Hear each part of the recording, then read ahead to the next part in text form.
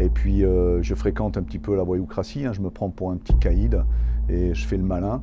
Et jusqu'à une dernière garde à vue un peu musclée, et là on me conseille carrément de devancer l'appel pour aller faire mon service militaire. Est-ce que tu te reconnais actuellement dans les valeurs de la France et la France? Si une personne devait rentrer à l'armée ou devait rentrer dans les forces spéciales, aimerait rentrer dans les forces spéciales, qu'est-ce que tu lui dirais? Et lorsque tu étais à l'armée, tu es parti en mission plusieurs fois. Oui. Lorsque tu es rentré de mission, c'était pas compliqué? J'avais déposé la propriété intellectuelle des mots Motivex et Moraline, ces mots que j'avais inventés. Okay, donc là-dessus, on a créé une bande dessinée qui va sortir. Nous sommes aujourd'hui à Marseille. Nous sommes reçus par Marius. Marius, ancien commando marine, il a servi la France pendant 22 ans. Je ne sais pas si on doit présenter Marius. En tout cas, Marius, c'est ça. Devant la cuve, les autres attendent toujours. Arrêtez de trembler. La pire des choses, c'est de montrer aux gens quand on subit. Il y en a toujours un ici qui aura plus froid qu'un autre, qui aura plus sommeil, qui aura plus faim que l'autre. Mais quand on commence à développer une respiration collective, un esprit de groupe, c'est là justement où on démontre qu'on ne subit pas. Ne montrez jamais la faille à personne. Le fait de montrer une seule faille à quelqu'un, la personne s'engouffrera dedans. Qui fume ici, levez la main. Ça m'arrive, mais pas régulièrement. Baisse ta main, j'ai pas envie de discuter avec toi. Qui fume ici? Baissez la main. Plus personne ne fume. Qui fume ici? Personne ne fume. Il va nous parler de son expérience militaire, de sa motivation, de sa discipline, de son retour à la vie civile, de qui est Marius aujourd'hui. Nous allons nous retrouver dans ses bureaux. À tout de suite. Alain Alivon. Ouais, c'est ça. Né en 1965. C'est ça. À Gardanne. Oui. Ok. Alors tu t'engages dans l'armée en 1984. Oui, chez les fusiliers marins. Chez les fusiliers marins. En fait, je fais mon service militaire au départ. Ouais. Je fais mon service militaire. Et à l'issue de mon service militaire, je m'engage. À l'époque, quand je pars, je prends. Il y avait 12 mois réglementaires. Puis moi, je prends un VSL plus 12, ouais. Puisque j'étais un enfant qui était pas sage, j'avais fait un petit peu de bêtises. Et puis sur les conseils d'un policier qui me sauve la vie, en fin de compte, je prends 12 mois réglementaires plus 12 mois. Donc 24 mois, volontaire service long. Et pendant cette phase de service militaire, d'appelé du contingent, je trouve ma voie et je m'engage. Je choisis la spécialité de fusilier marin. Je faisais mon service militaire chez les fusiliers marins. Et je m'engage, fusilier marin, et puis à l'issue de ma formation de mon brevet élémentaire où je suis validé spécialité fusilier marin, je suis volontaire pour le stage commando et j'embraye sur une carrière de commando marine. Ouais. À 20 ans ce stage commando? Ouais, 20 ans, ouais, j'ai 20 ans, ouais, j'ai quitté 19 ans, 20 ans je suis au stage commando, je finis major de mon stage commando, je crois que c'est ce qui me met le pied à l'étrier, c'est la plus belle réussite de ma vie, jusqu'à encore aujourd'hui. Ouais. Et voilà, la reconnaissance de la personne, la valorisation de la personne, et puis l'envie d'être soi-même, et je découvre un monde, en fin de compte, pour lequel je suis fait, quoi. Et je sers 22 ans. 22 ans. Et c'est dans ce stage commando qu'on te nomme Marius? C'est ça qu'on te surnomme Marius? C'est ça, je raconte ça dans mon livre qui est sorti aux éditions Nimrod, Parcours commando. C'est d'ailleurs le titre est toujours, les gens s'imaginent que c'est un livre purement militaire, mais non, c'est une autobiographie, une petite partie de ma vie. Et Parcours commando, pourquoi? Parce que le parcours commando, c'est un parcours de référence lors du stage commando, puisqu'il y a le parcours commando, parcours assaut, parcours jungle, et en même temps mon parcours à moi personnel, parcours commando avec une petite partie de ma vie. Et c'est vrai que je raconte ça, quoi, ouais, je raconte un petit peu toute l'histoire et la marine qui m'a sauvé, quoi, la marine nationale qui m'a sauvé. Ouais. Qui t'a sauvé de ton enfance plutôt sur Marseille, du coup? Oui, moi je suis né à Gardanne, comme tu l'as dit précédemment. Je suis né à Gardanne, et puis banlieue marseillaise un petit peu, c'est le prolongement de Marseille. Et puis je fréquente un petit peu la voyoucratie, je me prends pour un petit caïd et je fais le malin. Et jusqu'à une dernière garde à vue un peu musclée, et là on me conseille carrément de devancer l'appel pour aller faire mon service militaire. Okay. Et puis je trouve la lumière et je trouve ma voie, quoi. La voie, c'est une fenêtre qui s'ouvre. J'ai l'intelligence d'esprit de dire oui et d'y aller. Et de ce fait, en fin de compte, j'ai découvert ma voie, quoi. La vie, elle est faite d'opportunités, elle est faite de fenêtres, et souvent les gens n'ouvrent pas assez les yeux ou n'écoutent pas assez ne sont pas assez observateurs pour dire qu'à un moment donné dans sa vie, il y a des guides virtuels où voilà, on peut croire à ce qu'on veut, n'importe quelle religion, mais il y a des portes qui s'ouvrent, il faut les saisir, il faut rentrer à l'intérieur et c'est peut-être ce qui va déclencher le bon chemin, que ce soit sur le plan personnel ou professionnel. Ouais, bien sûr. Et du coup, ça t'emmène à faire 22 ans de service à l'armée, au service de la France. Oui. Et du coup, tu sors en 2006, c'est bien ça? Je quitte en 2006 parce que pareil, une opportunité, une fenêtre qui s'ouvre. Hein, je suis en fin de carrière, je ne vais pas dire ça, j'ai 40 ans, j'ai moins de 40 ans, j'allais reprendre un poste en opérationnel. Donc j'allais reprendre le poste d'adjudant au commando de Montfort. C'était un petit peu le rêve, puisque j'avais commencé matelot au commando de Montfort, j'avais fait matelot, j'avais fait chef d'équipe, j'avais fait chef d'escouade. Et puis j'allais revenir comme adjudant, c'est le summum dans une carrière militaire. Et puis en même temps, grosse hésitation dans la balance, on a un réseau qui s'appelle de briques et de dagues. La brique pour le bateau anglais, la dague pour la dague des commandos. Et dans ce réseau-là, on trouve une multitude de personnes, tout horizon confondu, mais qui sont passées par chez nous et qui ont eu le tampon commando marine. Et là, on me propose, on me dit, voilà, sur le marché actuellement, il y avait eu l'attentat des tours jumelles, donc une montée en puissance, on va dire, de la réglementation dans les échanges commerciaux internationaux. Et les Américains ont mis en place le code ISPS, qui est un copier-coller de la sûreté aéroportuaire. Ils l'ont adapté au portuaire. Et là, sur le marché du travail, une grosse demande d'anciens marins d'État pour venir mettre en place cette réglementation. Okay. Et dans notre réseau, il y a cette offre d'emploi qui est passée par un ami à moi, hein, je lui rends d'ailleurs hommage, hein, c'est Gigi, Thierry Girard, qui est un bon pote, et qui lui avait quitté, qui a embrayé une carrière dans la police municipale, comme responsable police municipale, et qui me dit, il y a ça qui se profile à l'horizon, donc si ça t'intéresse, postule. Donc je fais un premier entretien et je ne suis pas prêt, quoi. Je suis encore vert, hein, là-haut. Je fais un premier entretien je dis non, je sors de l'entretien malgré tous les avantages, je dis non, je ne suis pas encore prêt. Et le gars qui était à l'entretien, qui me recrute, il me dit, écoute, patiente un petit peu, dans un an on remet le couvert pour une création de poste à l'extérieur, encore, de Marseille.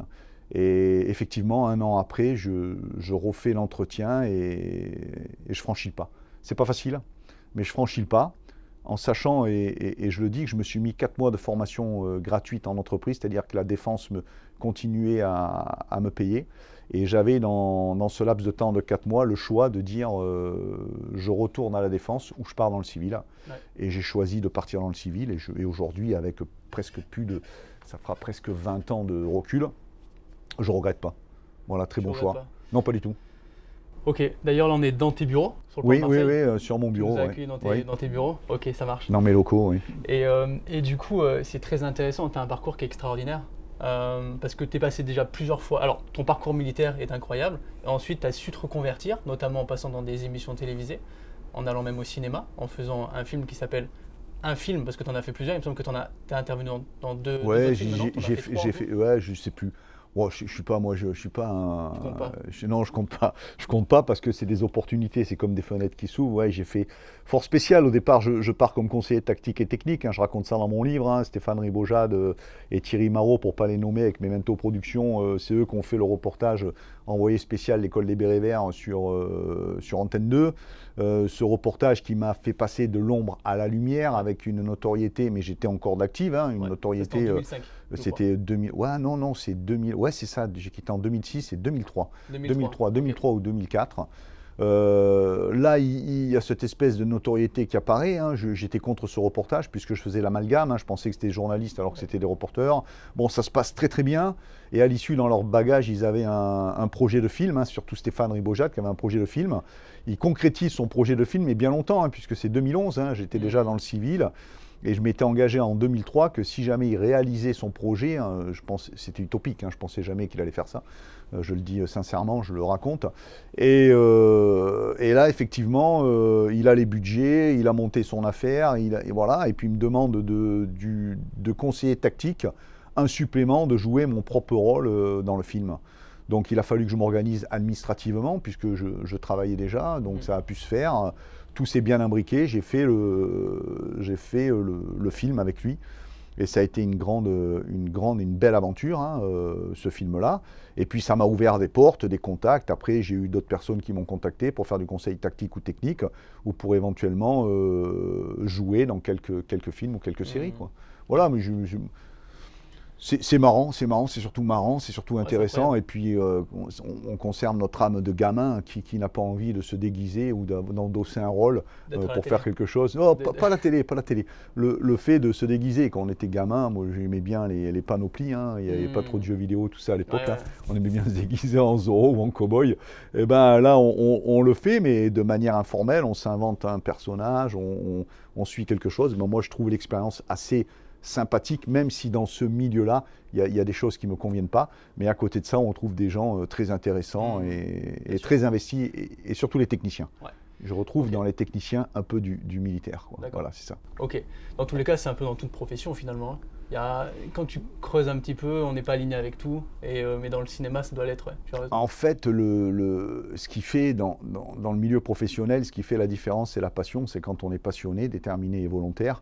Et ben, qu'on soit chirurgien, qu'on soit plâtrier, qu'on soit maçon, quoi qu'on fasse, si on met de la passion et de l'envie dedans, ben on en fait un beau métier, quoi. Ouais. C'est la personne.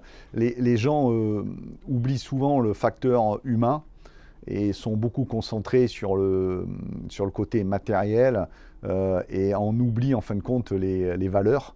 Et la relation qui se fait, c'est comme toi ici aujourd'hui. Hein. Si je ne viens pas faire ce zénith pour une autre personne et qu'on ne se rencontre pas là-bas et qu'on n'échange pas, qu'on ne discute pas 10 minutes, bah, tu ne serais jamais venu ici faire une interview avec moi, quoi. Exactement. Donc ça tient à ça. Et c'est la communication qui est importante.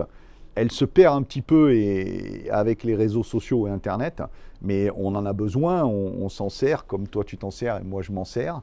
Mais voilà, mais des fois, il faut aller au contact des gens et puis il faut avoir cette relation humaine qui est très importante. Et du coup, force spéciale, pour la petite anecdote, en 2011, quand le film est sorti, j'ai fait mes classes dans l'armée de terre, hein, chez les parachutistes, et du coup j'ai vu ce film au cinéma. Et j'étais comme un fou. J'adorais ce film. Il était très bien fait. Et je me suis dit, moi je vais rentrer dans les forces spéciales. Je vais faire comme Marius. Bah, j'espère. Hein. J'aurais dû travailler pour le budget communication de la défense. Ouais. Hein. C'est peut-être là tranquille. Mais non, mais après dans la vie, il faut avoir des exemples. Hein. Je pense qu'il faut en avoir pour avancer dans la vie. Moi, j'ai pas trop une culture de fan. Hein, mais oui, moi, mon instructeur du stage co, je pense que, pour ne pas le nommer, Denis Bisbeau, j'avais envie de lui ressembler parce qu'il était là, c'était un exemple, et l'exemple est le meilleur moyen d'influence quand il est crédible, quand il est dans une philosophie d'honnêteté, de transparence. Ben oui, il faut avoir des bons exemples dans la vie et pas les mauvais exemples. Hein. Le début de ma jeunesse, en fin de compte, j'avais des mauvais exemples et j'avais suivi des personnes qui n'étaient pas très fréquentables. Et voilà, donc en fait, dans la vie, il faut avoir des exemples, mais des bons exemples, quoi. C'est ce qui permet de progresser et d'avancer. Bien sûr. Ouais, et puis d'avoir des espèces de personnes à qui on veut ressembler et qu'on veut plus ou moins, mais en tout cas des espèces de mentors. Sans être fanatique, sans être... Voilà, c'est ça, il faut bien faire la différence. Mais d'avoir des modèles, d'avoir des personnes qui nous inspirent, c'est important quand même. Oui, l'inspiration est importante, c'est comme en sport de combat. Hein, voilà, il faut pas hésiter à... Il ne faut pas penser que le sport de combat qu'on va pratiquer avec assiduité est le meilleur. Il va falloir aller chercher peut-être du sol, il va falloir aller chercher du pied-point dans chaque discipline. Et en fin de compte, c'est comme ça qu'on avance. C'est ce qu'on disait au début précédemment, la communication, l'ouverture d'esprit sont des choses qui permettent justement de s'améliorer intrinsèque. Et je dis toujours, c'est ma phrase, hein, il n'y a pas de mauvais élèves, il n'y a que des mauvais professeurs, quoi. C'est ça la finalité, quoi. Bien sûr. C'est clair, c'est sûr. Et du coup, pour revenir sur ton parcours militaire, tu es sorti de l'armée en 2006 et depuis tu es sur le port de Marseille. Tu fais partie de la, tu t'occupes de la sécurité portuaire, c'est ça? Alors aujourd'hui je suis dans la sûreté portuaire. La sûreté portuaire. La sûreté portuaire, voilà, donc c'est, je l'ai expliqué précédemment, c'est en fin de compte après l'attentat des Tours Jumelles. Bien sûr, ouais. Les Américains ont mis en place le code ISPS, qui est un code qui permet de mettre en toute sécurité les échanges, on va dire, portuaires au niveau international. Ce code, c'est un copier-coller de la sûreté aéroportuaire. Et il est mondial, donc on va le retrouver en Afrique, on va le retrouver à Amsterdam, on va le retrouver dans tous les ports, et notamment la France, à la pointe de ça. Donc cette mise en place, à l'époque, on recherchait beaucoup d'anciens marins d'État ou d'anciens personnels de la défense pour mettre en place cette chose-là. Et ça s'est fait comme ça, quoi. Voilà. Et depuis ce temps-là, ben, je suis ici avec grand plaisir. Et voilà, c'est un beau challenge. C'était quelque chose à monter de toutes pièces au départ. Et aujourd'hui, c'est une institution qui fonctionne bien et qui marche bien. Ouais, ok, d'accord. Qu'est-ce que l'armée t'a apporté après 22 ans? Tout. Ce que tu es maintenant? Tout, ce que je suis maintenant. L'armée m'a construit. L'armée, c'est la seule boutique où, si on s'en donne les moyens, on peut commencer ouvrier et finir président directeur général. Ça permet de compter sur soi-même, mais aussi de compter sur les autres, la respiration collective, la volonté, la détermination. Le challenge est toujours d'avoir un objectif opérationnel, et d'avoir la notion aussi de graduation, c'est-à-dire on sait s'adapter, la polyvalence, et savoir une modularité qu'on ne trouve pas ailleurs. Et en même temps, une ligne de conduite avec un respect des règles, des horaires, toutes ces choses qui permettent de savoir, comme je le disais, s'adapter à n'importe quel travail. Et ce qui va trôner au-dessus de tout ça, eh ben c'est la passion et l'envie, quoi. Donc alors après, ben, si on arrive à prendre ça, à le décoder et l'adapter dans le civil à n'importe quel corps de métier ou n'importe quelle activité professionnelle, ben, on fait des grandes choses, mais c'est ce que le civil n'a pas au départ. Quand on se retrouve d'un contexte militaire, peu importe, hein, mer, terre, air, ce qu'on veut, gendarmes, policiers, je parle des institutions de l'État. Quand on sort de là, on est relativement déstabilisé parce qu'on a perdu nos repères, on a perdu notre cocon, et on ne fonctionne pas de la même manière dans le civil. Il faut un certain temps pour décoder ces choses-là, arriver à les décoder, et que les gens ne vous prennent pas avec méfiance ou défiance, c'est-à-dire qu'ils comprennent qu'en fait vous êtes là pour faire avancer la boutique, la culture d'entreprise, vous l'avez, parce qu'on a la culture de la défense, hein. On travaille pour le drapeau bleu, blanc, rouge, donc on a une notion de valeur, de discipline et d'honneur qu'on ne retrouve pas dans le civil au départ. C'est importante, ouais, bien sûr. Importante, mais ce n'est pas une critique, hein, mais je dis c'est ça. Et faire comprendre aux gens qu'on est là pour la collectivité, voilà, et qu'on n'a pas un état d'esprit individualiste ou égocentrique, et qu'on est au contraire, on est là pour la culture d'entreprise. Et aujourd'hui, c'est ce qui manque un petit peu dans ce monde, dans ce monde du travail, quoi, ce monde professionnel. Ouais, il manque, ouais, c'est sûr. Est-ce que ça a été compliqué, toi, ton très retour compliqué, à la vie civile? Très compliqué. Et moi, j'ai fait 4 mois, comme je disais tout à l'heure, 4 mois de formation gratuite en entreprise. J'étais toujours au ministère de la Défense. Et je dois t'avouer que je me rappelle une anecdote le premier mois où je me suis arrêté avec mon véhicule pour casser la graine sur le côté de la route. Et je me suis dit, mais qu'est-ce que je suis venu foutre ici? Je me suis dit, mais où je suis? Quel est ce monde? Ça a été un laps de temps, on va dire, de sidération pendant 3 à 4 secondes. Et après, au fond de nous-mêmes, on retrouve nos fondations et nos bases. Et en se disant, comme ça, humainement parlant, mais qu'est-ce qui peut te blesser? Qu'est-ce qui peut t'atteindre? Rien par là, de là d'où tu viens et ce que tu as fait, ça ne peut pas te toucher. C'est une épreuve, c'est un challenge. On décode par rapport à ce qu'on a vécu au ministère de la Défense, et puis ça nous permet de mettre le pied à l'étrier et d'avancer et de gravir les montagnes. L'avantage qu'on a quand on vient de la Défense, c'est que l'échec ne nous pénalise pas. L'échec est une force. On peut se planter quelque part. On identifie notre échec, on travaille nos points perfectibles, on les construit, et là on se met en avant pour aller de l'avant et pour dépasser cet échec. Pour nous, ce n'est pas la fatalité. Et aujourd'hui, on a ça quand on vient de la Défense. Et on a aussi l'autre côté, c'est qu'on sait valoriser les individus et récompenser. On sait dire quand c'est bien, on sait dire quand c'est mal. On ne fait pas de demi-mesure. Et c'est ce qui manquait aujourd'hui, c'est ce qui manquait quand je suis arrivé, moi, dans le monde du civil. Et après, honnêtement, je n'ai pas changé ma manière de fonctionner sur ma philosophie de management, ce que j'appelle un management de proximité. Mais par contre, je l'ai adapté dans la graduation, parce que dans le domaine de la défense et de là où je viens, quand on a un souci, on sait le régler autrement. Voilà, et dans le civil, eh ben, c'est différent. Dans le civil, eh ben, il y a de la communication, on met en place, on met des formes, et puis on décode. Ouais, et voilà, et aujourd'hui, par exemple, je vais donner un exemple qui est bien flagrant. Moi, je ne connaissais rien aux partenaires sociaux, c'est-à-dire aux syndicats, hein, quand on arrive. Aujourd'hui, j'ai des représentants syndicaux avec qui je discute, avec qui on peut s'asseoir, et ils ont bien compris le principe de fonctionnement. On ne vient pas avec un problème, on vient avec 1, 2, 3 problèmes, mais derrière, on vient avec 3 ou 4 solutions, et qu'on peut étudier ensemble. Et si les solutions proposées, elles sont bonnes, elles sont adaptables, ben, je vais m'en servir. Je ne suis pas bête, je suis un manager qui va dire « Ok, ce que vous proposez, c'est intéressant, effectivement, ça va faire avancer le côté opérationnel ou faciliter le travail des personnes, ben, je vais m'en servir. » Et en fait, il faut des fois enlever un petit peu les œillères ou en poser la casquette de côté. Et comme je disais, la communication dans les échanges, elle est importante. Et quand les idées sont bonnes, qu'elles sont exploitables, ben, il faut s'en servir. Voilà. Ça reste que dans le civil, les façons de fonctionner quand même, elles sont vraiment différentes. Et quand moi, je suis sorti de 5 ans d'armée, donc j'avais pas 22 ans d'armée. En revanche, c'était super compliqué de m'adapter. Et moi, ça fait moins longtemps que toi que je suis sorti de l'armée. Et en revanche, j'avais vraiment du mal à trouver ma place parce que j'étais pas compris. Je me sentais d'une part un peu seul. Parce que malgré tout, peu de gens te comprennent. Hein. Tout dépend de son parcours, tout dépend de ce qu'on a fait, tout dépend le niveau de difficulté dans lequel on a rencontré, peu importe pas mal de choses, mais on peut vite se sentir un peu à l'écart. Et moi, je côtoyais aucun militaire quand je suis sorti de l'armée. Dans le civil, j'étais vraiment dans une entreprise où j'étais qu'avec des civils. Et j'étais un peu... je travaillais sur les chantiers.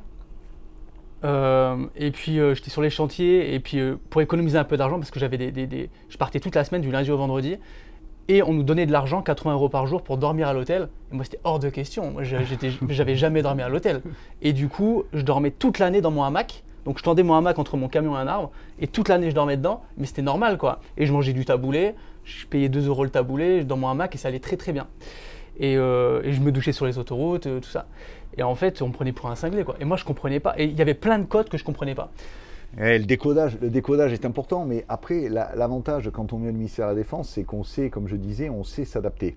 Et il y a une chose qui est très importante, c'est qu'on est hermétique à tout ce qui peut être critique ou jugement des autres personnes. C'est-à-dire que quand on prend une décision, on l'assume. Le fait d'assumer, c'est la grosse différence par rapport aux autres personnes. Ouais, bien sûr. Dans le civil, au début où je suis arrivé, c'est que les gens n'assumaient pas, comme je le disais, soit la réprimande, la réflexion ou les félicitations. Donc on assume, nous à l'armée, on est hermétique à ces choses-là. On peut dire, comme c'est ton cas bien précis, tu dormais dans un hamac, tu mangeais ton taboulé, mais c'est ton choix. Mais on assume nos choix. Bien sûr. On les assume du moment qu'on respecte notre philosophie. Et c'est la grosse différence du civil au départ. Et je vais revenir sur un point qui est intéressant là-dessus, puisqu'on en parle. À l'époque où il existait le service militaire était une aide pour ça. Parce que c'était une fin d'apprentissage ou une fin de scolarité. Et là, on allait se retrouver pendant 1 an ou 2 ans, tout milieu socio confondu, tout lieu géographique, le paysan de l'Est avec le citadin du Sud, tout le monde mélangé. Et pendant 1 an, on était mélangés, mais avec le même but, les mêmes corvées, les mêmes tenues.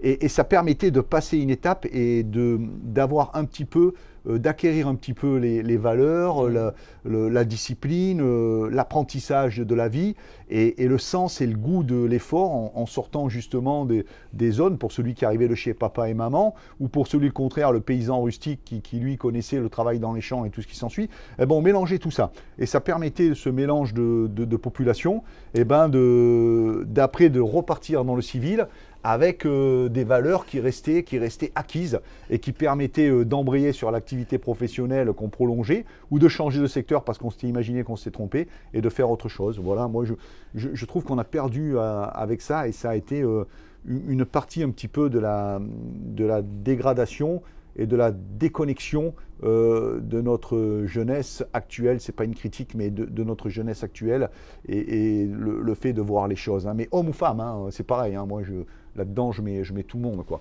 Voilà, c'est un peu dommage. Mais c'est vrai qu'au début, quand on quitte l'armée, je te rejoins un petit peu là-dessus, on passe pour un extraterrestre. On se pose beaucoup de questions et on a l'impression qu'on est en marge du monde civil. Bien sûr. Ouais. Et lorsque tu étais à l'armée, tu es parti en mission plusieurs fois. Oui. Lorsque tu es rentré de mission, c'était pas compliqué? Tes retours chez toi, dans ta famille, avec tes amis civils, si alors, quand je rentrais de mission, je crois que la plus longue que j'ai faite, c'est pratiquement 7 mois. Et c'est vrai, quand on revient de mission, on est complètement déconnecté de la vie. Je me souviens arriver au distributeur. Non, je me souviens déjà, j'étais rentré en période de Noël, c'était période de fête. Je me souviens à Lorient, dans le Morbihan, des fois coincé 5 à 6 minutes devant une vitrine illuminée. Et en restant en regardant la vitrine comme quelqu'un qui avait un problème peut-être psychiatrique.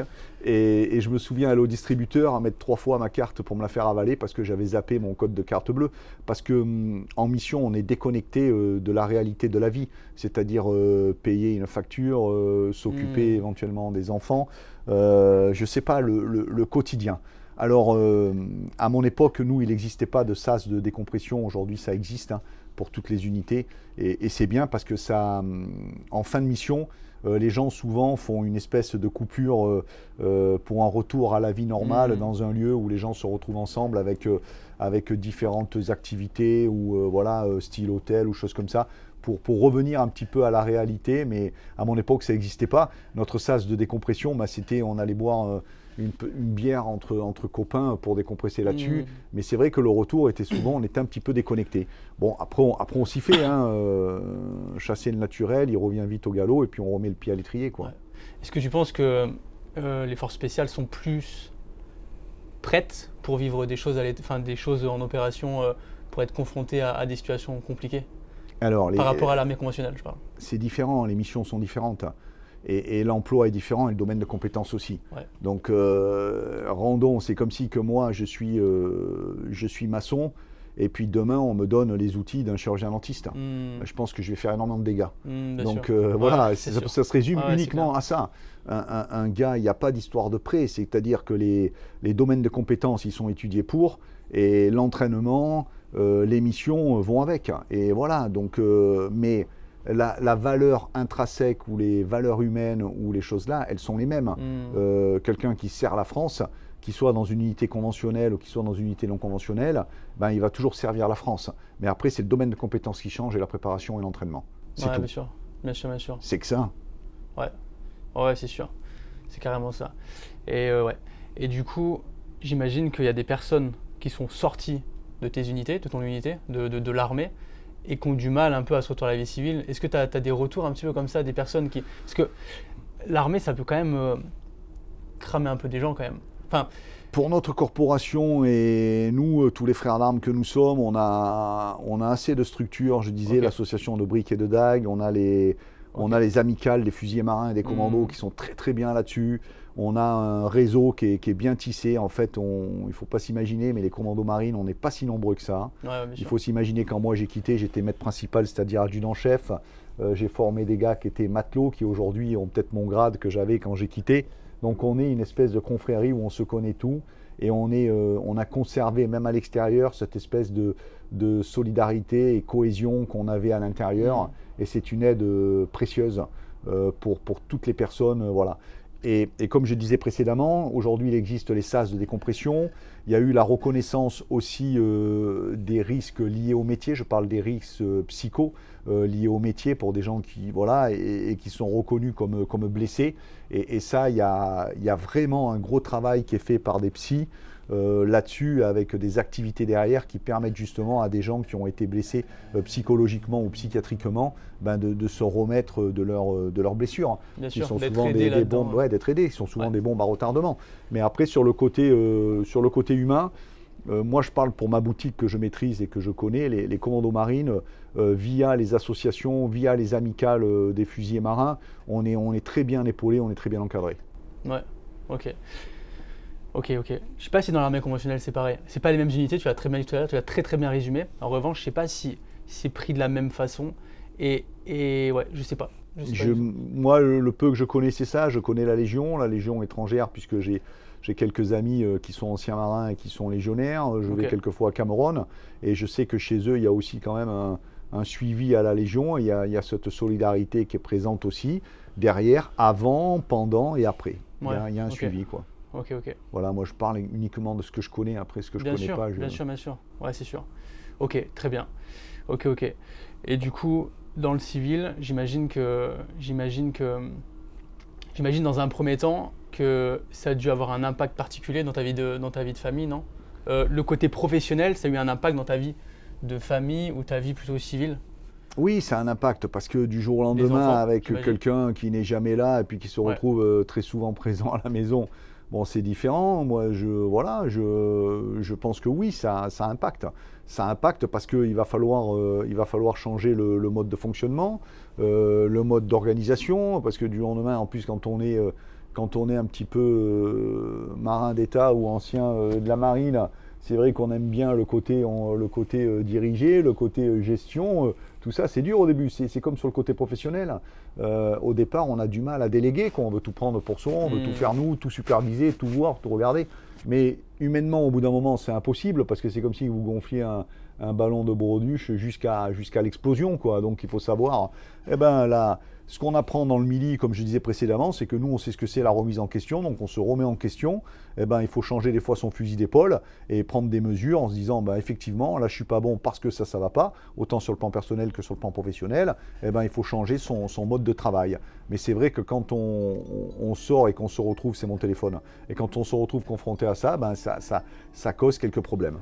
Aujourd'hui, qu'est-ce qui t'a donné autant de succès? Est-ce que c'est l'armée? Enfin, comment ça se fait que autant de personnes te connaissent? Est-ce que c'est ton parcours militaire? Est-ce que c'est ta personnalité? C'est toi? Alors, je vais bannir ton mot succès, parce que le succès, comme la notoriété, sont des poisons, des poisons qui peuvent être très dangereux quand on ne sait pas doser ça ou s'en servir.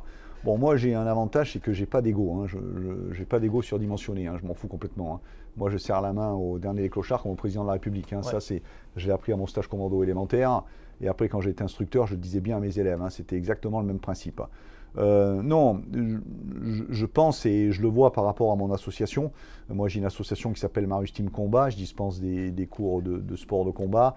Et puis, je fais des stages d'aguerrissement pour que les civils sortent de leur zone de confort. Donc, et moi, ça me permet de voir un petit peu les couches de la société, puisque dans ces stages, c'est assez cosmopolite pour la population. Je vais pouvoir trouver un avocat, je vais pouvoir trouver une femme mère au foyer, je vais pouvoir trouver j'avais fait un protocole d'accord avec les élèves de l'école de la seconde chance. Donc je mélange toute la population. Et à la fin, quand on a fait ce stage qui dure souvent un week-end, samedi, dimanche, on fait un retour d'expérience où je fais parler les gens. Ils vont s'exprimer pourquoi ils sont venus faire ce stage, qu'est-ce qu'ils sont venus chercher, quel est leur parcours professionnel ou personnel. Je laisse en toute liberté, ils s'expriment, c'est la communication. Et souvent, derrière tout ça, avec l'effort physique condensé, avec la sortie de la zone de confort, aller pour eux très très haut dans la limite rouge, ils se laissent aller parce que c'est comme ça que les gens vont se laisser aller. Et puis ça nous permet à nous de l'autre côté de voir la société et de voir l'état actuel de ce monde. Et je pense que souvent les gens, ils ont besoin de repères ou de guides ou de choses comme ça. Alors en même temps, c'est très dangereux parce qu'on peut toujours tomber sur une dérive sectaire avec des gourous ou autre chose qui vont vendre n'importe quoi. Je disais tout à l'heure, pas de mauvais élèves que des mauvais professeurs. Donc il faut rester très humble avec ça. Mais moi, je ne vais pas parler de succès ou de notoriété.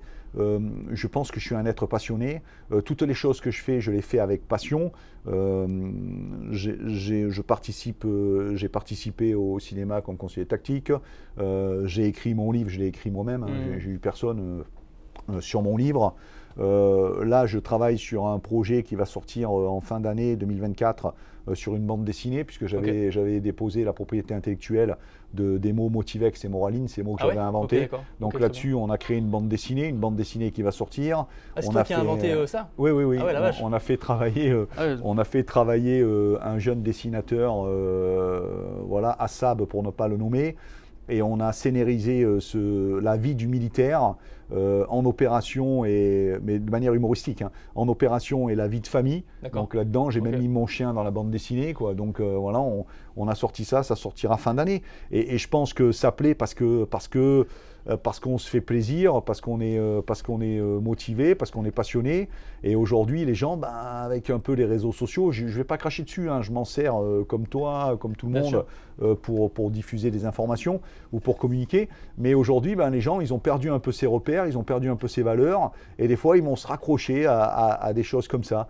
Alors, je dis et j'insiste là-dessus, le succès, la notoriété, c'est des poisons. Mais en même temps, pour avoir côtoyé le monde du cinéma ou de la télévision et de continuer à le côtoyer, ça serait malhonnête ou faux de dire qu'on n'aime pas ça. Quand quelqu'un est reconnu dans la rue, mais que ça reste bien dans des phases de sympathie, hein, je parle des gens, voilà. Quand c'est aligné avec tes valeurs. Voilà, avec vos valeurs, exactement, parallèles, la personne vient me voir, j'aime bien ce que vous faites, voilà, moi c'est valorisant, ça fait plaisir. On dit qu'on a réussi à faire passer un message, que les gens, voilà. Quand j'ai fait sur M6, donc Garde à vous, cette émission qu'on avait faite, à l'issue, j'avais passé un contrat avec Studio 89, la filiale d'M6, le deal c'était clair, à aucun moment il fallait me dire ce que je devais dire et me faire faire ce que je devais faire. Ils devaient se cantonner au programme que je leur avais proposé, et on devait suivre le programme. Pour mettre ça en place, ils avaient mis 2 équipes, une équipe commençait à 5h jusqu'à 13h, je parle de cadreur, de caméraman, de preneur de son et tout ce qui s'ensuit, et une autre équipe de 13h à 21h. Et je me rappelle, quand on a fait cette émission au Fort de JV, il y avait un cadreur qui était un peu costaud, un peu enrobé, quoi, hein, mais par contre présent, hein, avec la caméra qui suivait tout ça. Je l'ai revu 2 ans après sur Paris dans le cadre d'une interview, et puis il me dit, tu me reconnais pas? Je dis, oh si, mais je dis, mais t'as séché, tout ça. Il me dit, je me suis mis au marathon depuis l'émission.